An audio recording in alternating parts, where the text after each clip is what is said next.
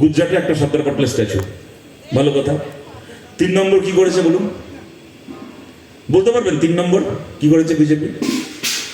1 রাম মন্দির, 2 সর্দার পটেলের স্ট্যাচু, আমি ধরে নিচ্ছি করেছে। 3 নম্বর কি করেছে বিজেপি? নতুন বড় একটা হাসপাতাল, বড় বড় বিশ্ববিদ্যালয়, বড় বড় ন্যাশনাল হাইওয়ে,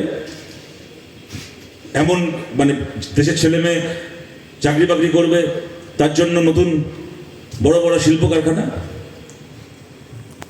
কৃষককে ফসলের দাম, যাতে কোনো কৃষককে দেশে আত্মহত্যা না করতে হয় এমন একটা সরকারি ব্যবস্থা, যাতে দেশের সব বেকার ছেলে মেয়ে পড়াশোনা করতে পারে তার জন্য এমন একটা শিক্ষা ব্যবস্থা। বলুন 3 নম্বরটা কি বলুন হবে?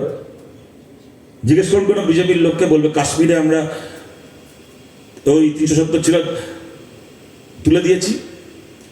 এই শুভেন্দু অধিকারী বলে বেড়ায়, দেখবেন কাশ্মীরে 370 তুলে দিয়েছি। আগে ওখানে জমি কেনা যেত না, আগে ওখানে কাশ্মীরের বাইরের লোকেরা গিয়ে কাশ্মীরের মেয়েদেরকে বিয়ে করতে পারতো না, এখন কাশ্মীরের মেয়েদেরকে বিয়ে করা যাবে আর কাশ্মীরে জমি কেনা যাবে। আর একজন কৃষকের বামফ্রন্ট সরকার জমি দিয়েছিল, বর্গাদারকে বামফ্রন্ট সরকার বর্গা আইন করে জমি দিয়েছিল।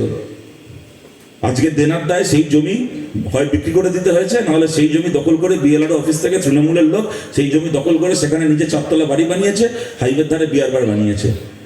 লোকের নিজের জমিতে চাষ করে ফসল হচ্ছে না, নিজের জমি বিক্রি করে নিজের জমি অন্য লোককে বন্ধক দিয়ে পরিযায়ী শ্রমিক হয়ে অন্য রাজ্যে এখন ইট কাটার মাটি কাটার কাজ করতে চলে যাচ্ছে।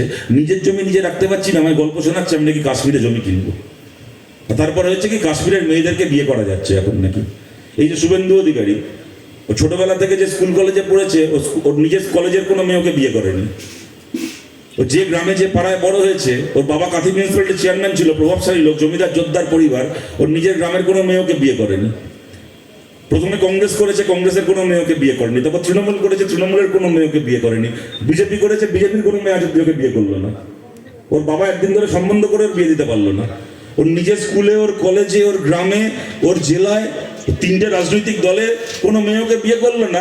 বাবুর নাকি কাশ্মীরের মেয়েরা নাকি এবার ওকে বিয়ে করবে, তার জন্য নাকি কাশ্মীরেও 370 বাতিল করেছে। কোন সাধারণ হিন্দু গিয়ে বলুন তো কাশ্মীরে জমি কিনবে আর কাশ্মীরের মেয়েদেরকে বিয়ে করবে বলে বিজেপিকে ভোট দিয়েছিল?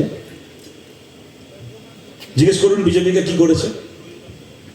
রাম মন্দির ছাড়া আর এই সর্দার পটেলের স্ট্যাচু ছাড়া আর অযোধ্যার রাম মন্দির আর সর্দার পটেলের স্ট্যাচু একজন সাধারণ হিন্দু মানুষের কোন কাজে লাগে? একজন হিন্দু মানুষ যদি মাঠে চাষ করে ফসলের দামটাকে পান, যদি ছেলে মেয়েকে স্কুলে পড়াতে পারেন, তাহলে একজন সাধারণ হিন্দু নিজের ছেলেকে নিজের মেয়েকে পুজো একটা জামা কিনে দিতে পারবে। সে নিজের পাড়া, নিজের গ্রামে, নিজের শহরের পুজো দেখবে। সে নিজের বাড়িতে তুলসী তলায় তুলসী দেবে, মঞ্চে প্রদীপ জ্বালবে। সে নিজে গ্রামে যখন রাস হবে, গ্রামে যখন ঝুলন হবে, যেখানে যেখানে রাস হয় ঝুলন হয়, সেই রাসের মেলায় ঝুলনের মেলায় যাবে, গাজনের মেলায় যাবে। যখন সংকীর্তন হবে, যখন নামগান হবে, সেই নামগানে সংকীর্তনে যাবে। কোন সাধারণ হিন্দুর খেয়ে দিয়ে কাজ আছে?